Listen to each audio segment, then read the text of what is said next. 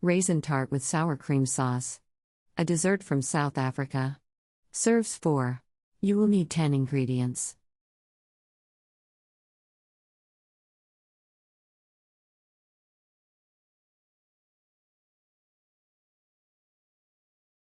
Step 1.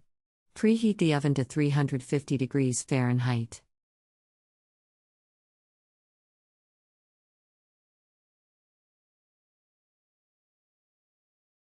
Step 2.